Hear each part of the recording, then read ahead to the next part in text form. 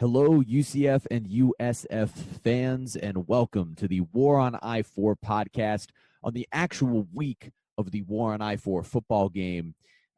This is very exciting for all of us involved with this pod that we finally gotten to this point. It's been quite the football season for both schools in somewhat opposite ways, but we have arrived at what it finally is, Thanksgiving week. The game comes on Black Friday every year. I'm Jeremy Tache representing UCF, and I'll be joined by a couple of different people today here on this pod with somewhat different responsibilities on the pod today. First, it's going to be Josh Appel. Josh, as you guys know, is a USF grad, but Josh, I got to give Josh a little bit of credit and a little bit of love here. He's way more qualified for any of this than any of us are. I'm just sitting here throwing random BS at you guys for UCF, trying to say, hey, we're a playoff team. Josh is actually watching football in person every week. He is a play-by-play broadcaster for Sports Media USA. He has done national calls ranging from Lambeau Field to Arrowhead Stadium. Last week, he was in Washington for the Redskins-Texans game. And this week, he will be calling the War on I-4 UCF-USF game between the Bulls and the Knights in Tampa for Sports Media USA. So Josh is playing a little bit more of the Herb Street role for us today, where he's going to throw all biases out the window, although UCF fans would argue that Herb Street does not do that. But he's throwing all biases out the window. I actually appreciated Herb Street's broadcast this past weekend. I've heard that the reality is every broadcaster hates your team.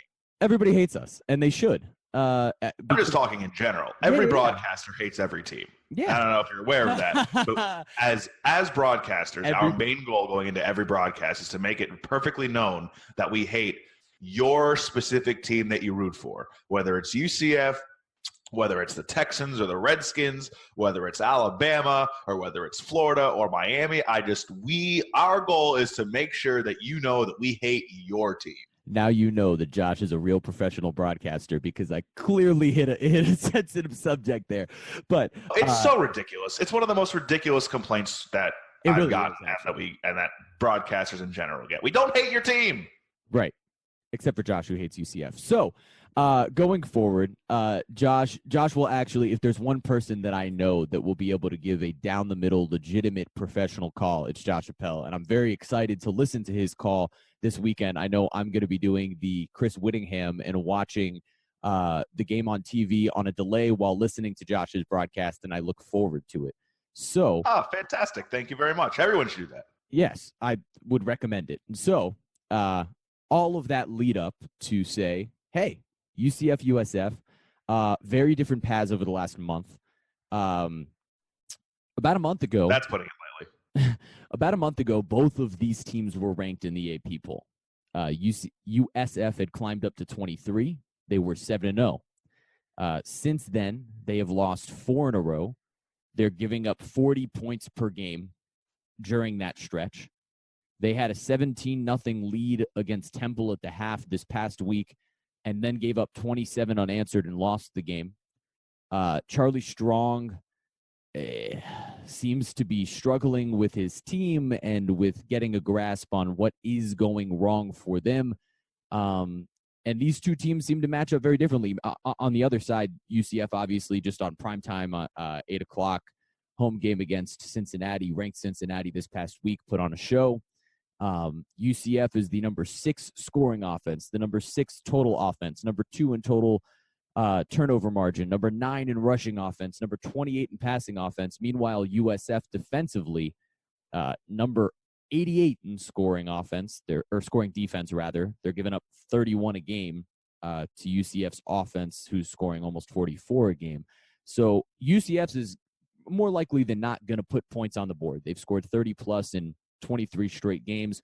And Josh, obviously, I believe, and I could be wrong on this, but I believe that if UCF scores 30 on Friday, I believe that breaks USF's record or comes close to breaking USF's record. Ties it.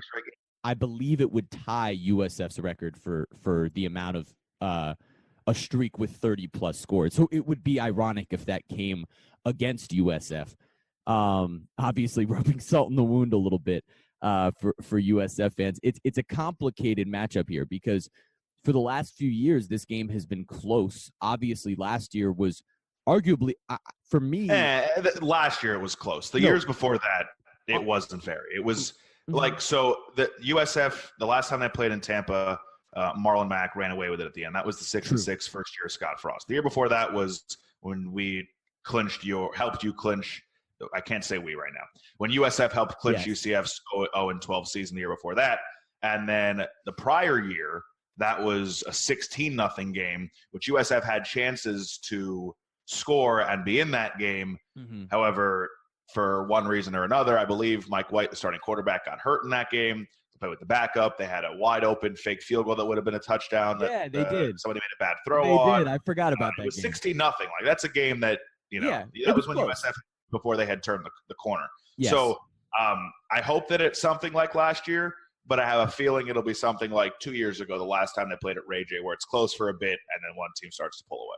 Yeah, I imagine that will be the outcome of this game. Last year, if for those of you who are either listening to this pod because you're interested in what we have to say because Josh is a legitimate professional, or because now all of a sudden you want to know a little bit about UCF or USF, last year was a 49-42 game. UCF won on a kick return for a touchdown by Mike Hughes. To give you some perspective, ESPN ranked last year's USF-UCF game as the third best game of the season behind number one, which was the national championship between Alabama and Georgia, and number two, the Rose Bowl between Oklahoma and Georgia. It was number three behind those two.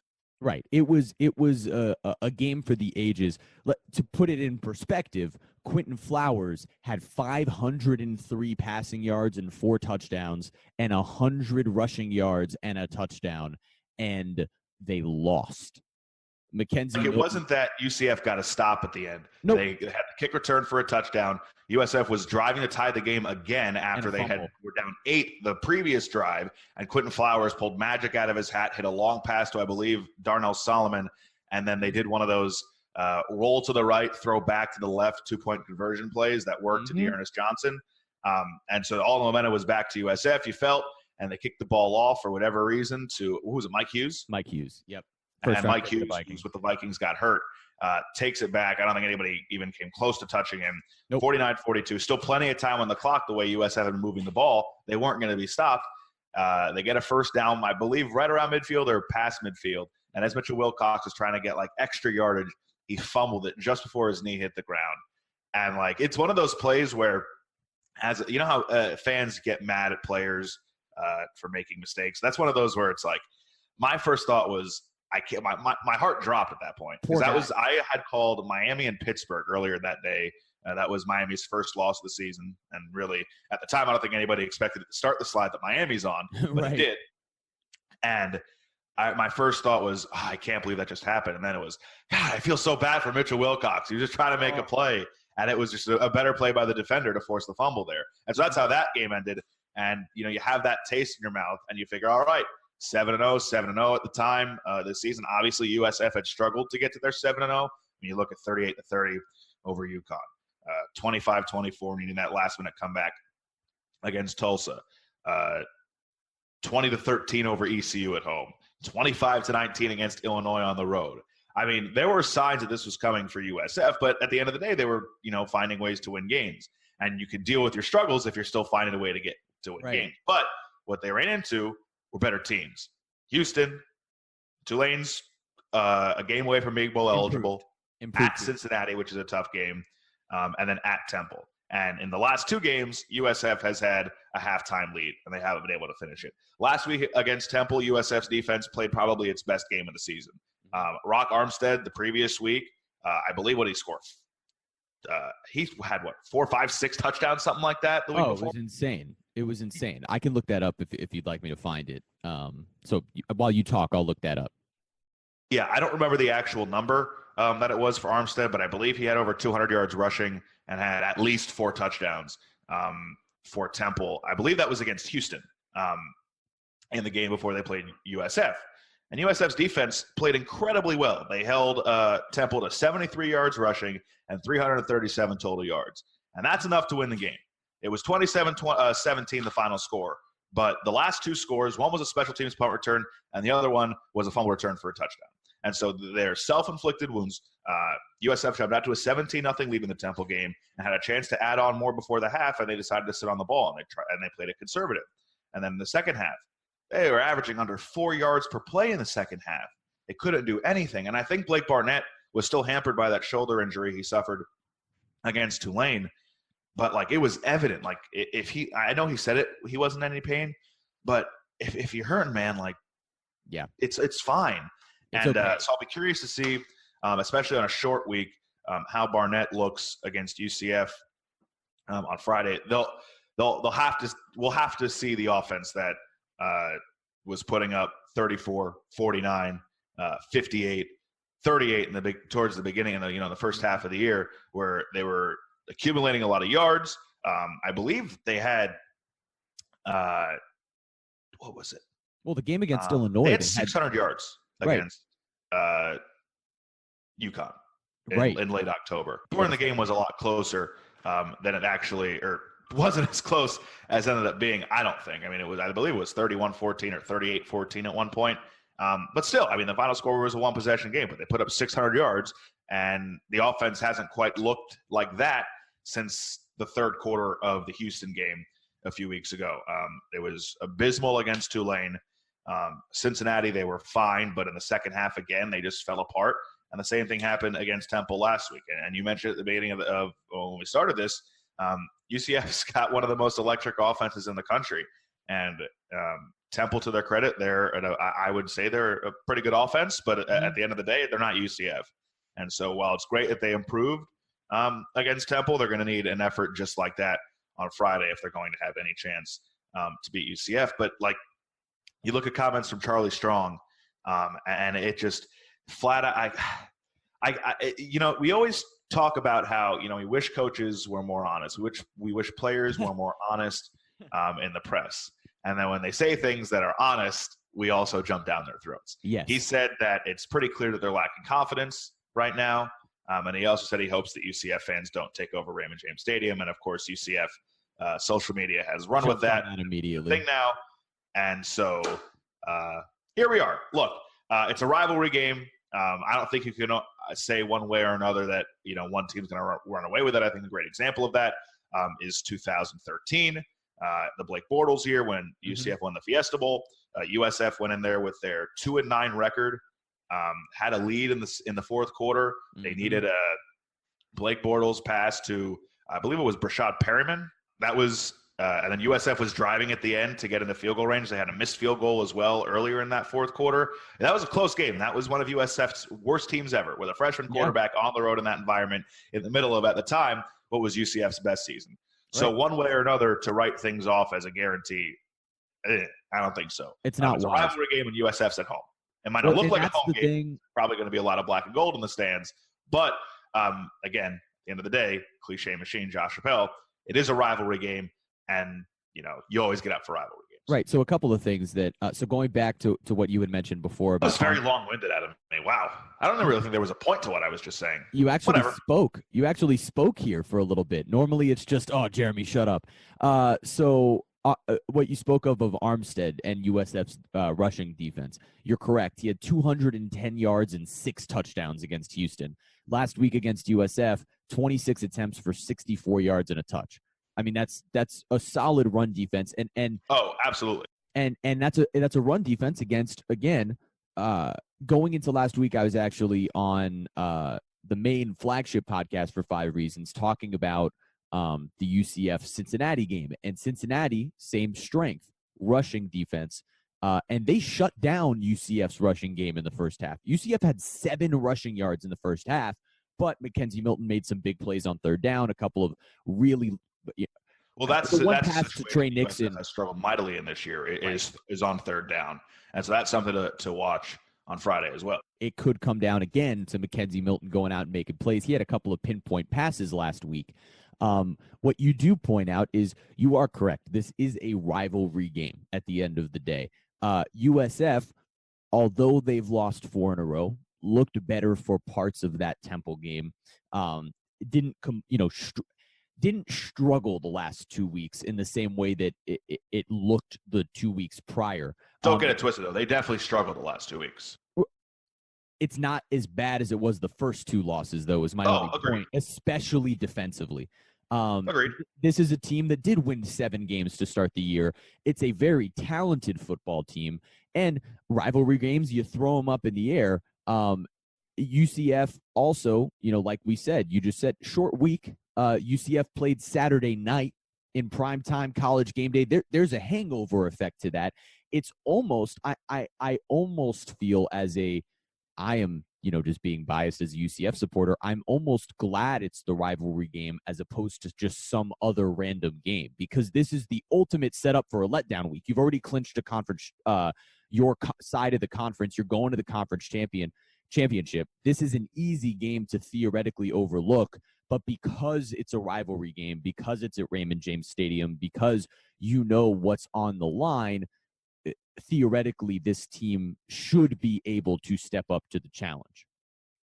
I want to say something about last Saturday. Mm-hmm. Objectively speaking, that was an amazing scene in Orlando.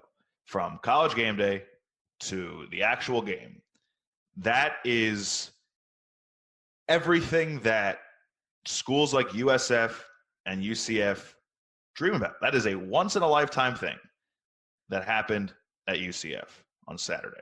And they took advantage of the spotlight, and it made the university look incredible. As much as it pained me to watch that in the middle of what USF is going through right now, I mean, that was awesome. Like, how could anybody watch that and not say, like, wow, like, as a neutral observer, that was incredible. The scene there was incredible. And it's what I circle back to this. Now, maybe not to the extent that you guys have pushed the national championship thing, but if USF was in the position that UCF was in at the end of last season, undefeated, with a win over Auburn in a New Year's Six Bowl, I would hope that we would have a similar PR push of what about us? Because at the end of the day, that's all this is. It's what about us? It's good for the group of 5 that a school like UCF is doing this. Mm-hmm. So I can't say that if USF was in the exact same position, I wouldn't be beating the drum the same way. I'd like to think that not to the same extent, because I do think a lot of it is over the top. Of course. But look, at the end, like, all anybody's talking about is UCF around the country. It's crazy. All they're talking about. So from that perspective, smashing success. Right. It was a point that it was a conversation I had. I was at game day and then at the game last week, and it was a conversation I had with someone there saying how Alabama this season might have the single greatest team of all time, and all anyone's talking about is UCF. Like, it's crazy. Exactly. Yeah, it's crazy. It's crazy. And that you can be in a situation like that. It means a lot, obviously, coming from you as someone on the opposite side of the spectrum in terms of what you would want in terms of success for UCF. But I've never been in a stadium that felt like that. And maybe that you're going to have, there's going to be people from the traditional schools or whatever that turn around and say, oh, well, it's because you haven't been to real games. I'll tell you, obviously they call it the bounce house, and it literally bounces. I can confirm. I've been there. It was electric. I was at some big UCF games over the years. Obviously, from the time I got to UCF, there's been kind of a roller coaster of emotions. But that game and that atmosphere was like nothing I've ever experienced before. And to cause a delay a game and a false start off the top because of the noise, it was nuts. It was crazy, and it was everything I've ever hoped for as a UCF fan. Truly, the way that USF fans talk about beating West Virginia in 2007 and the stadium shaking there after the Ben Moffitt pick 6 of Pat White, the way that USF fans talk about that is how UCF fans will talk about that Cincinnati game forever.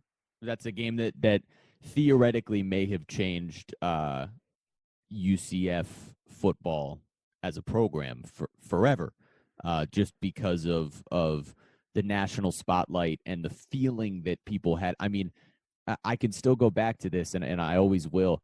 The 0-12 season, I don't remember what our last home game was, but I remember walking in. USF. It was USF, correct. Okay, so not the USF game because I wasn't at the USF game, but I had gone to every other home game that season. And I remember walking in with my friend Randy, and we had gone to every game thus far, and the team was obviously struggling. And we got on the shuttle bus from our apartment over to the stadium 25 minutes before the game. We got there 5 minutes before the game started and sat in the front row of the student section because there were probably 35 other students at the game. I mean, really, legitimately, and now the student section fills up both end zones. It fills up not only both that was only a one end zone student section. Now, not only does it fill up both end zones, the gates opened at 6:30. And I'll be honest. So if any UCF personnel is listening, I am sorry, but my brother and myself were going to try to sneak into the student section with a couple friends of ours that are still students. We showed up to the gate.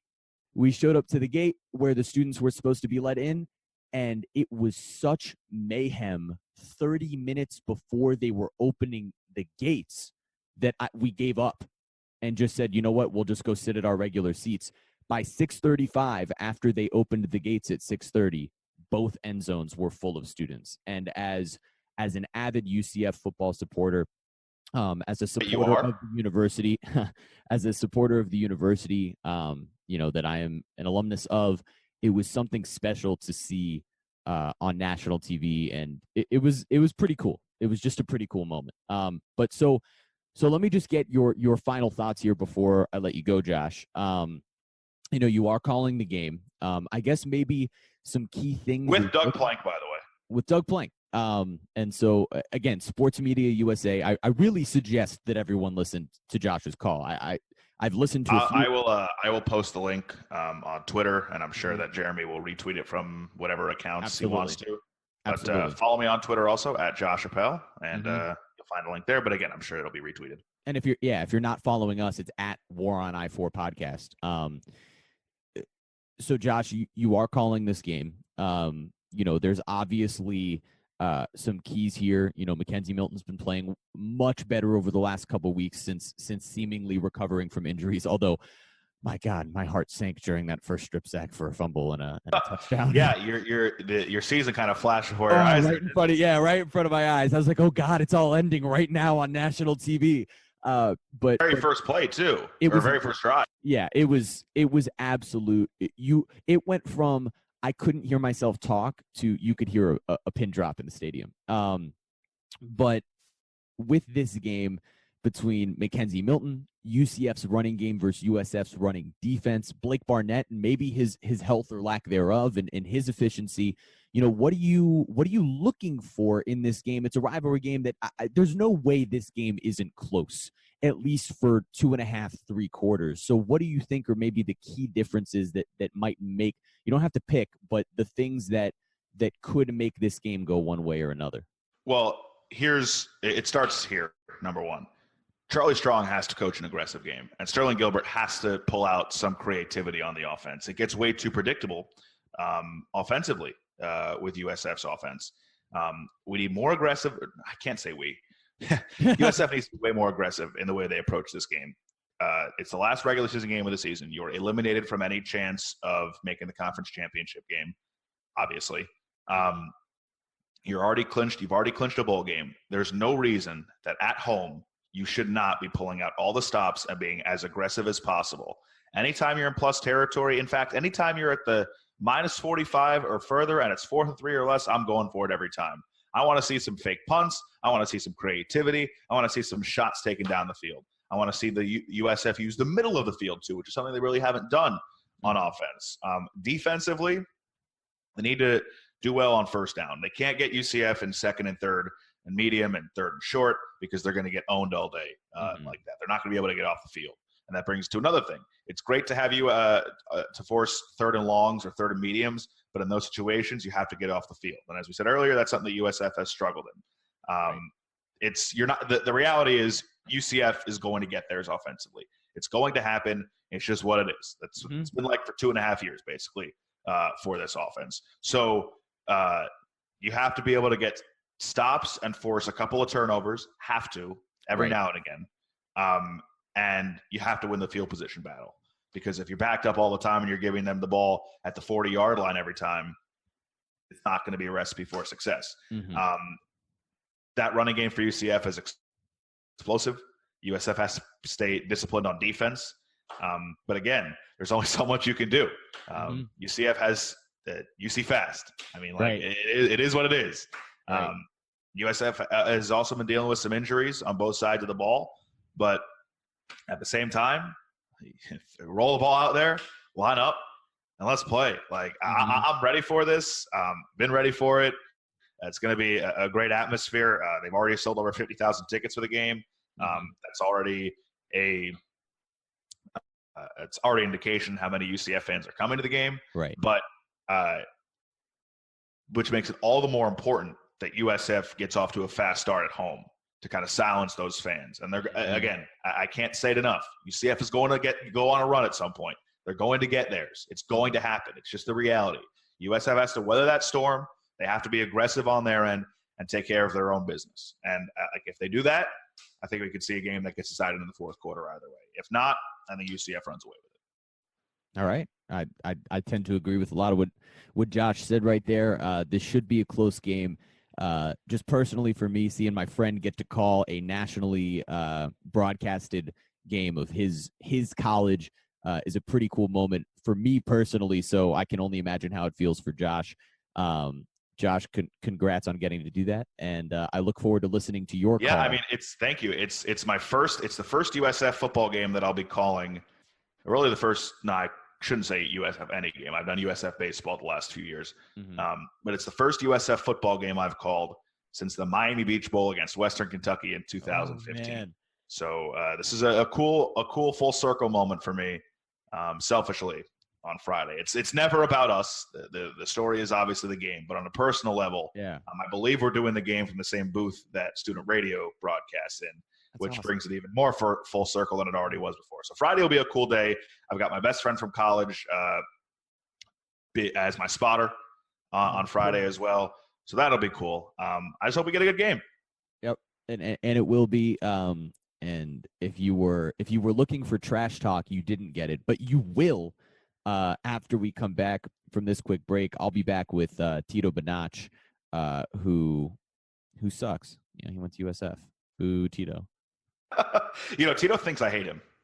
Yeah, that's a fun story. Do we want to get into that? Do we want to just for fun here? Yeah, why not? Okay, yeah, right. So I was the sports director at USF student radio station when I was in school, and Tito obviously went to USF as well, and he worked with us in student radio. And he traveled with me, and he did a lot of our games. I gave him a ton of opportunities because of the crop of people that we had. He was one of our more dedicated ones and one of the more knowledgeable ones.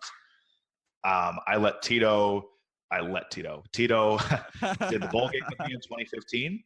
He did plenty of broadcasts. He traveled to a couple as well. But for some reason, Tito Benach thought I hated him. And so to this day, I just tell him I hate him, even though I don't. But I hate him because he stiffed us on this podcast. He was supposed to be on this with us. I know he's going to be on later separately, but he lied to us and he deceived us, and he wasn't on our original podcast. And I'm a little upset about it. So maybe I do actually hate him. Yeah, you know what, Tito, we love you, but we hate you.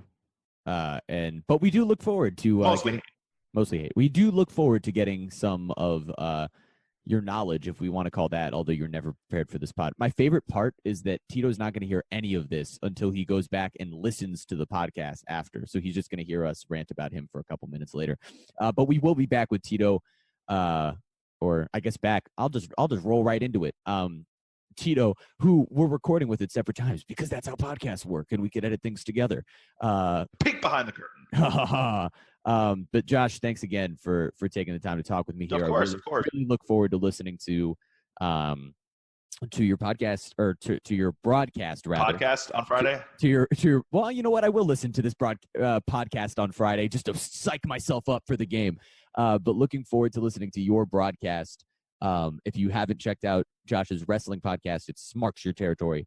And you can follow them on Twitter. You can follow Josh on Twitter at Josh Appel. And at Smark Tweets. At Smark Tweets. And yeah, this was a good one. Look forward to the broadcast, and well, go Knights. Hi. Hey Tito. That was a seamless transition. It's like you It's like we didn't go, almost 12 hours before talking to you here. Of course not. Hey, man. How you doing today?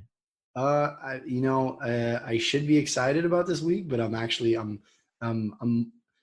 excited for Thursday, dreading Friday. I'll put it to you that way. All right, that's fair. Yeah, you get to eat a lot of food, and Yeah. the food. Hopefully, the food coma could just carry you through Friday, so that you don't have to watch this game. I was actually planning on doing as much Black Friday shopping as possible, just to avoid it, just so I don't have to watch to this. feel like you actually got a good deal on something, as opposed to Yeah. what your school's getting. As opposed to just having my insides torn out. What's funny is that Tito and I were just talking before recording, because again, remember, this was not an actual seamless transition. This is the magic of editing, and we were talking about how neither of us are really all that motivated to talk smack, and it's super disappointing.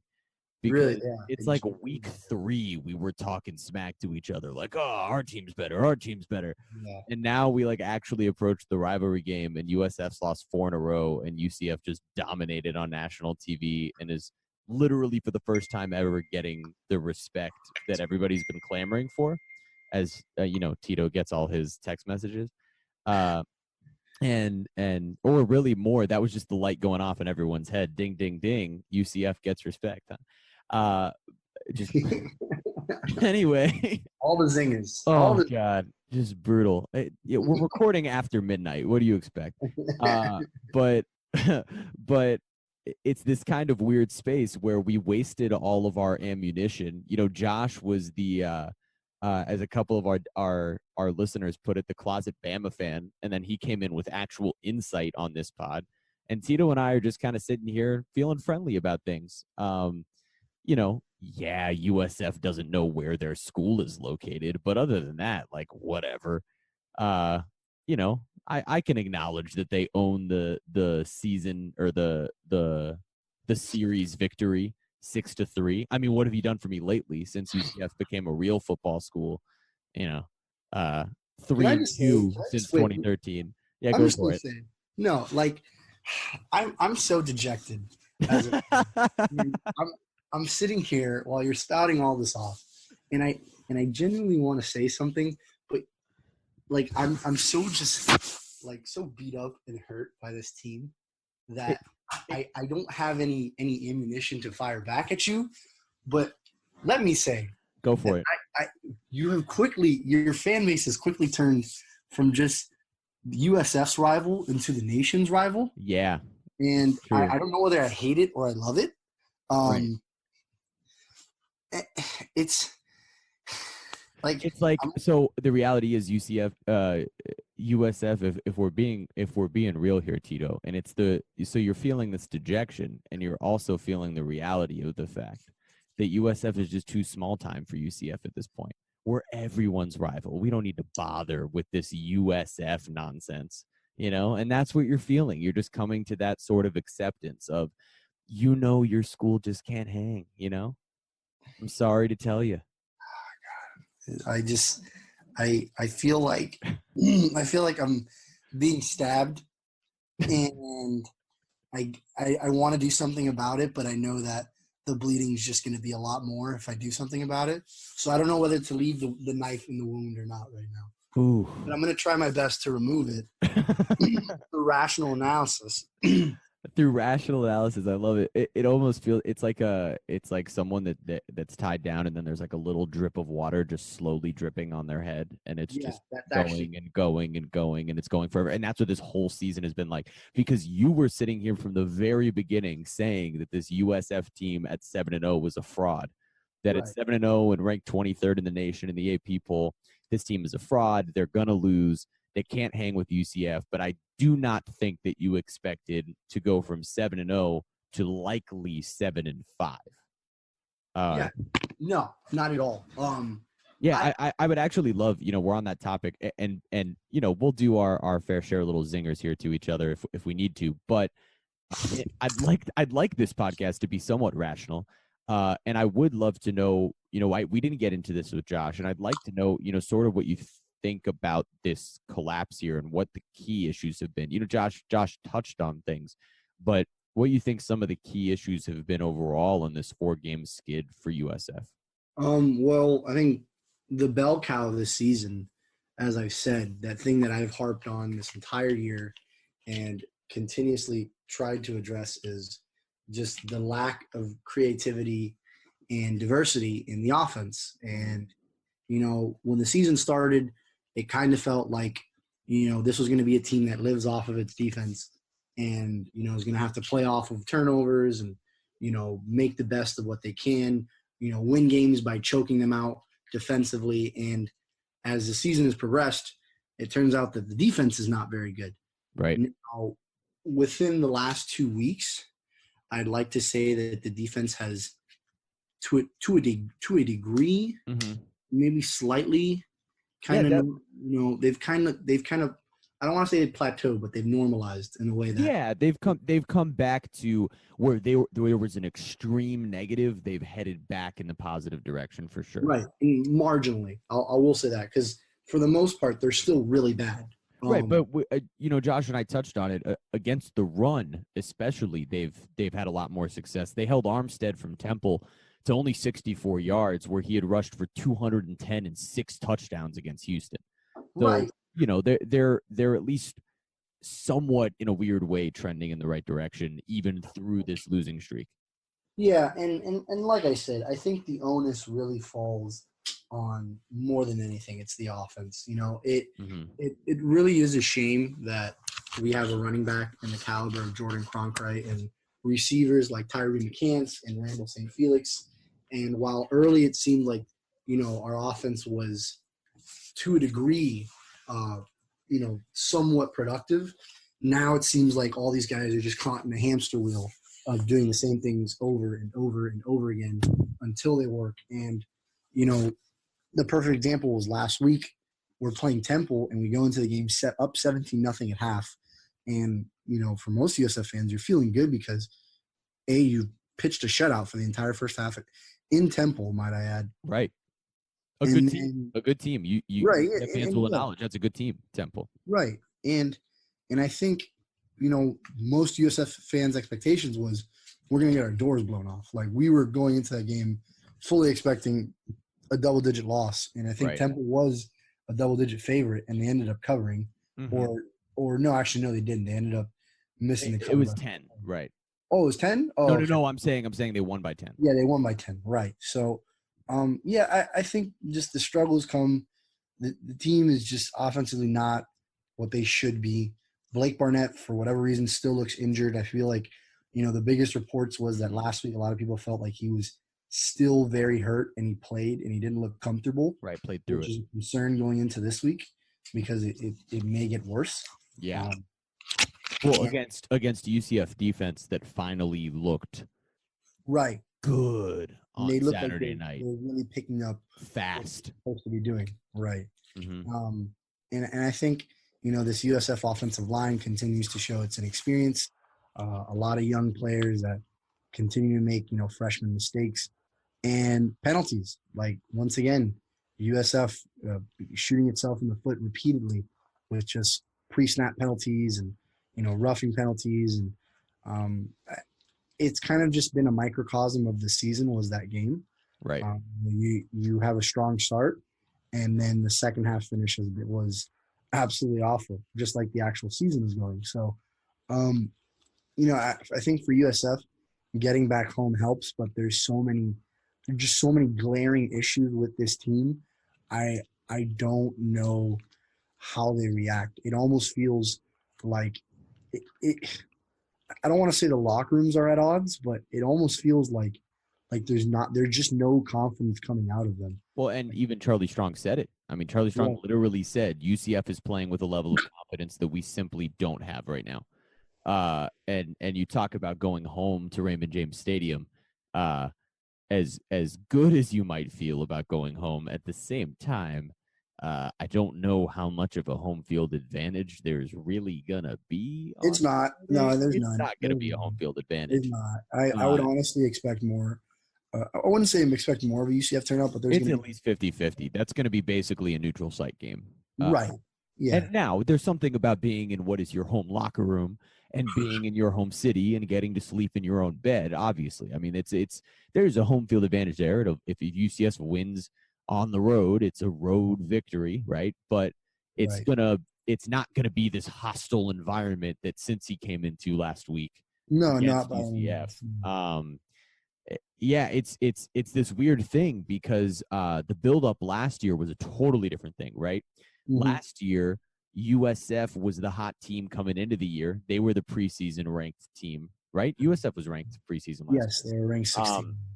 Yeah, and they were ranked higher than UCF was going into this season.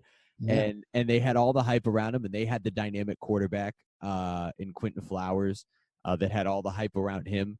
And they had their letdown against Houston, but UCF, it was the undefeated season was catching everyone by surprise. Right. There was not the hype to have that. They had been 6-7 the year before with relatively the same roster. They all got a little bit older, and off they went. So that was God, who knows who's going to win this game? Thank goodness we have the home field advantage at UCF, and it came down to a kick return for a touchdown. I was looking at the stats earlier. You mentioned Tyree McCants for what this offense should be, and I think back to early on in the season when you and Josh were talking about Blake Barnett in the offense and how he was really executing what Sterling Gilbert's offense was supposed to be.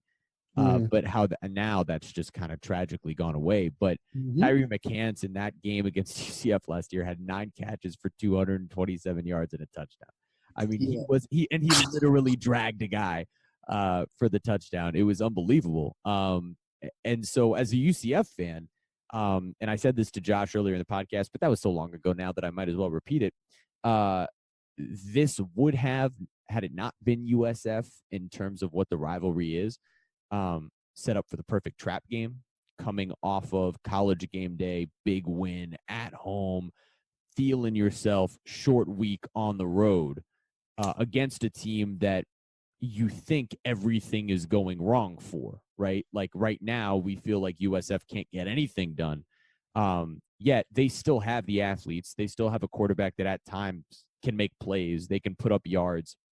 And UCF's defense, as great as they looked, it's a very different style of offense that they faced in Cincinnati than what they'll face in USF. So, they looked fast, they looked good, they looked efficient, but it's not like USF is going to try to throw the ball against UCF. Right. Cincinnati was trying to pound it, and UCF got up so big that they no longer had the choice.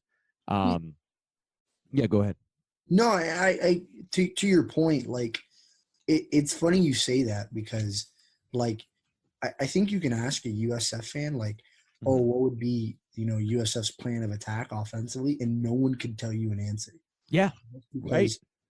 And I think that in and of itself kind of speaks to the season and what it's become, which is just, you don't know what type of USF team you're going to get. And for the second half of the year, it's been a really bad one. And it's just for me, it's, like you just mentioned, I think Tyree Cants had 9 catches for 227 yards right. and a touchdown that game. This year he has 604 yards and 3 touchdowns. Oh my God! On the season. So the offense is now 54th in the country, right. And in conference, when they play conference opponents, it's 83rd in the country, which it kind of is worse because because they got to put up some BS stats and points against UMass. I mean, you put up 38 points against UConn, give up 30, and you fail to put up any points up against Tulane, who doesn't have a very good defense. So it's going to be a tough test for them because if you look at things overall, and I was looking this up earlier, the one place where USF could feel good if you're trying to talk yourself into, hey, maybe we can slow down UCF. If you're trying to talk yourself into it, their rushing defenses, you have one of the worst rushing defenses in college football. Country, yes. 119th, giving up 231 yards per game. But over the last couple of weeks, that's been better. Right. Right. The passing defense has actually been pretty solid. It's 33rd in the country at only 200 yards per game. Mackenzie Milton against Cincinnati, and this is going to be a quick shout out to Anthony Lenahan. If you guys don't follow him on Twitter, I believe it's just at Anthony_Lenahan. He does some deep dive, like analytics, like long form articles on UCF football after each week, and they're incredible. I mean, he's really, really good. And so, but he pointed it out on Twitter. Mackenzie Milton on deep passes against Cincinnati completed 100% of his deep passes against Cincinnati. He was, and not only completed them, was 100% accurate. So it's not that he completed all of them. It was that he was 100% accurate. So there were a couple of plays that were broken up or dropped, but he played outrageously well in execution against Cincinnati. If he doesn't play that sharp, USF does have a stronger pass defense, and their rushing defense, which you would think, considering UCF has a top 10 rushing offense in the country and USF has nearly a bottom 10 rushing defense, you would think UCF's just going to pound it on them, and they probably will. But if you're trying to convince yourself USF stands a chance, they've been better as of late. Right. And something that I think I always like to mention when it comes to these games is, a perfect example of this, to take it out of the UCF optics, is, the Miami FSU, the Florida States. Yeah. Those games tend to be, for whatever reason, closer. Now, this is going to be a close game. Certainly. I certainly think. Don't do it. You can't convince me this. And all right. Maybe by the end of this discussion, I'll have a better or more positive. How am I the one trying to boost the USF fandom?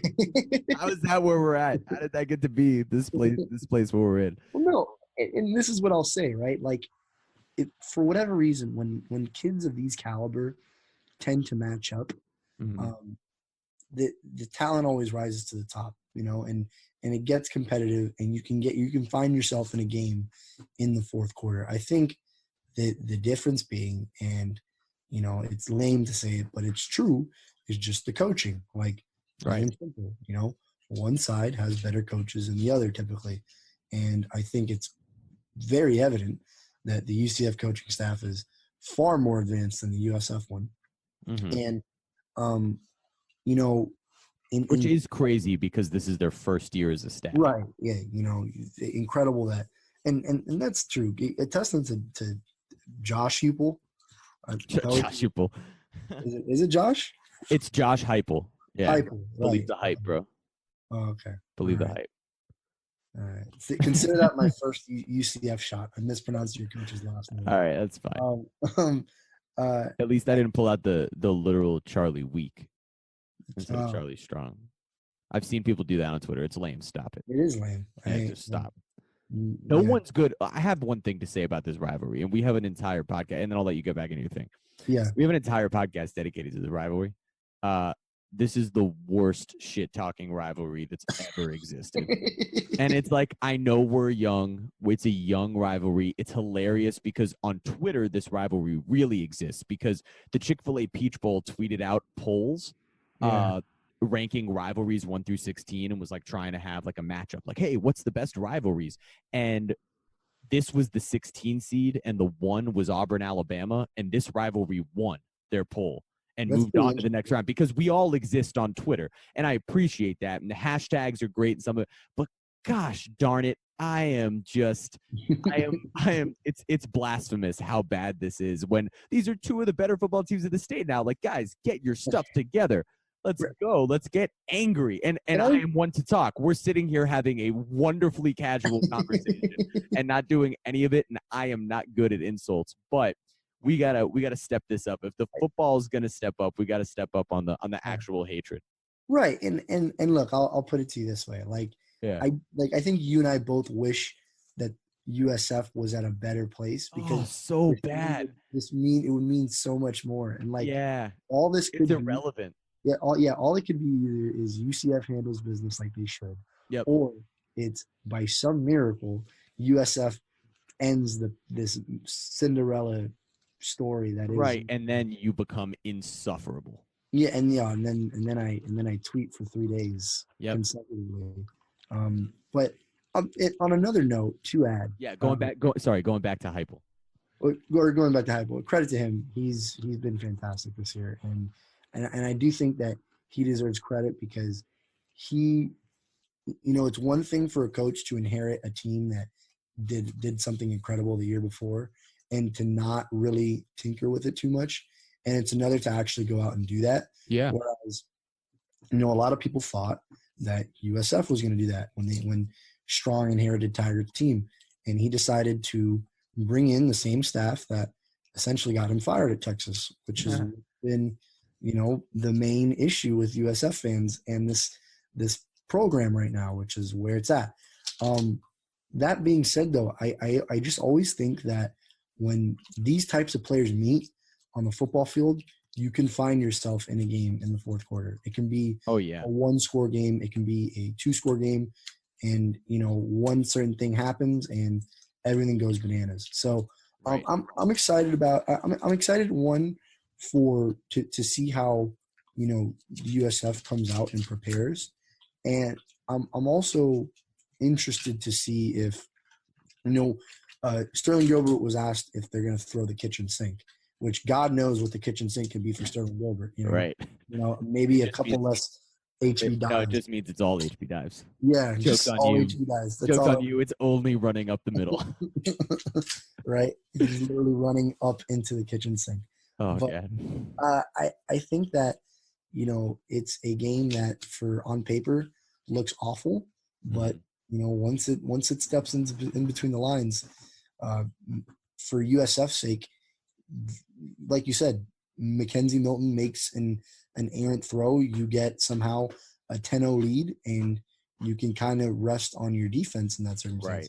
Granted, the defense has been putrid this year for the most part. And UCF is number 6 in scoring and total right. And is averaging over 30 points a game.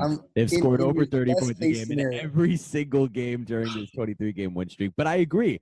You're not wrong. It would take it. The thing is, and I'm sorry for interrupting, but I want to ask you what your keys would be, and you were getting there. So I apologize for interrupting. But what we have to just acknowledge is that this would take some form of miracle. Not that. And it's not that is not to insult USF as much as it is to say where these teams are at going into this game are just polar opposite ends of the spectrum in terms of confidence, in terms of creativity on both sides of the ball, in terms of which direction they're trending. And so at the beginning of the year, these teams felt a lot closer.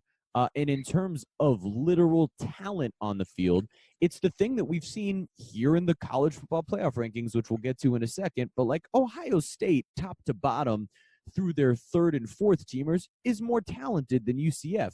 UCF's the better team.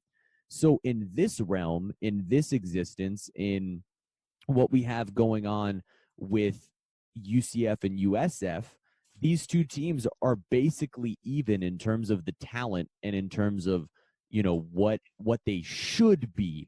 And so they're just on the opposite ends of where that talent can go at the moment. And so with that, it feels like it's going to take a miracle with UCF having won 23 in a row and tripping over their shoelaces and scoring 30. How's USF gonna outscore UCF? So it might be a shootout early. But it just feels like this game really has like 45-31 written all over it, Right, and I agree with that. This could be a game that, the scoreboard says something, but if you watch the actual game, right, it's completely different. Right. However, and I'm going to I'd like to get your keys to victory for USF. Yeah, so I'm going to put on my USF hat right now. Do it. My USF colored glasses too. In two specific years, in 2013 and in 2016, this was similar situations. Right. 2013, UCF's first perfect season. Well, not quite perfect, but Didn't they beat Baylor in the? Yeah, they did, but they lost to South Carolina earlier in the year, so they went 12-1. But yes, okay. So 12-1. Fiesta Bowl, BCS win. Yeah, right. That was right at the end of the BCS era. I believe UCF only beat USF by like a touchdown. No, it was a close game. It was a very close game. It was when UCF was wearing the single ugliest jerseys in the history of college football. It was the ugly piss yellow. The piss yellow top with the black pants and the helmet that had the big gold stripe down the middle of the black helmet. It was awful. It was awful. You've come a long way in your uniforms. Oh my God. That's the best part about this program. Honestly, the evolution when people ask me, what was the biggest key to the glow up? I talk about the uniforms. It's the first thing I think about. Straight up. I'm not, you think I'm kidding, but I'm not. If you follow me on Twitter, you know, I get more obsessed with UCF's uniforms than most things in this world. For my USF colored glasses, rant. Yeah, let's get there. That 2013 game was closer than people imagined. I believe Bortles threw 3 picks in that game. And in 2016, when USF won and they were, on their 2-year run that they had, I believe was horrendous. That game was within 2 scores as well, and it was a late Dearness Johnson touchdown that put USF up by 14 to seal the game, and then I think players got into it after on the field. Of course, whatever the case may be. I feel like, these games, rivalry games, like we always say, tend to be closer than a lot of people expect. Now, it's going to take a lot. It's going to take USF getting pressure in the backfield, something that, for the most part, they've done a decent job at. Kirk Livingston and Jawan Brown have been some good notes on the defensive line. And I think, like you mentioned, the secondary has athletes that can, at least hold their own for the time being against UCF's receivers. But at what rate is going to be the question, because you said it, and I think everybody knows UCF's offense moves at the speed of light, and there's no time to, make a mistake. It's you're there, you're not. And if not, UCF makes you pay. Offensively, for USF, it might be a thing where you want to limit how often UCF's offense is on the field. They can't score if their offense is literally not on the field. So if that takes, punching it up the gut, making sure you get these first downs and milking the clock, then by all means do so, but do so effectively. Yeah, that's the worry. And exactly. And then that's what goes back to my point. What is the identity of this offense? Are we trying to be a physical bruiser? Are we trying to light up the scoreboard? Because I don't think USF can win in a shootout. How sad is that you're asking that question on the last week of the year?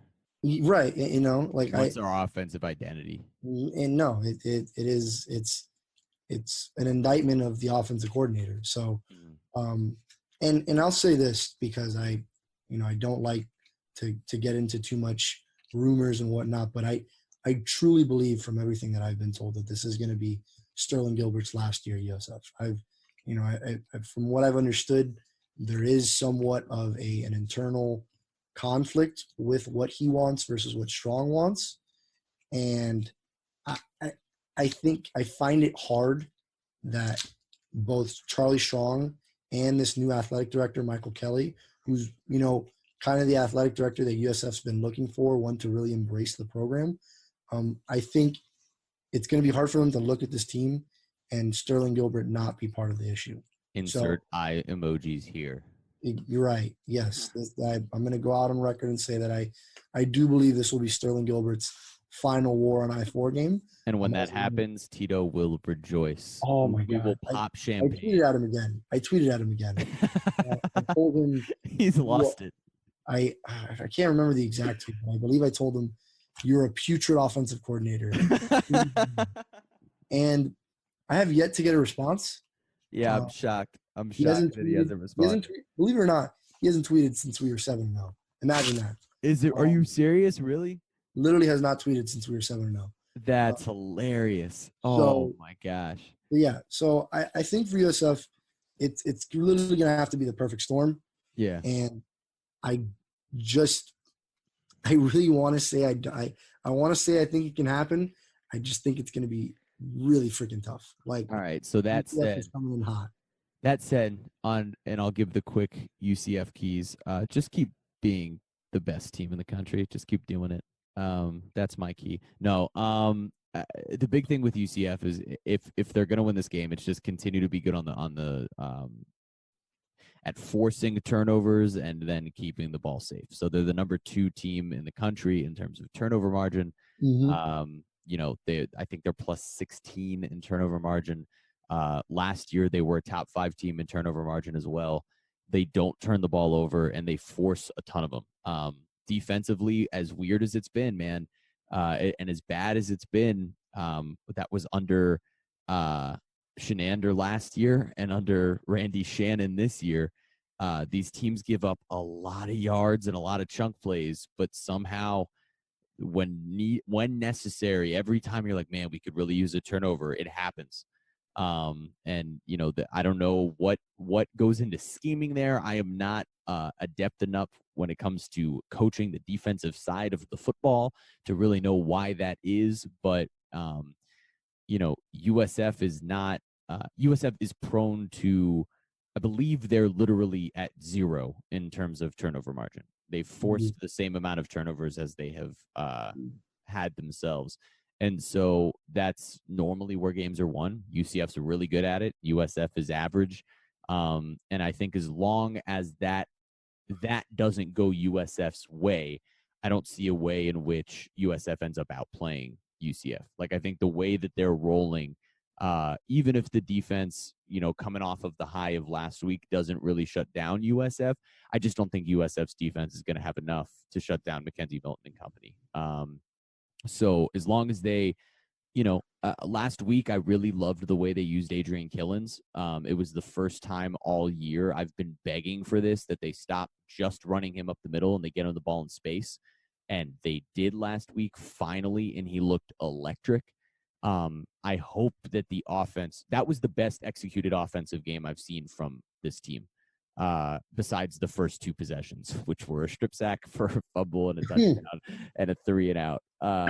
But if you look at the rest of the game, I mean, they executed things flawlessly. And so if they just keep, I mean, really, I hate to say just keep things rolling, but don't change anything, man. Just keep the way you're doing it.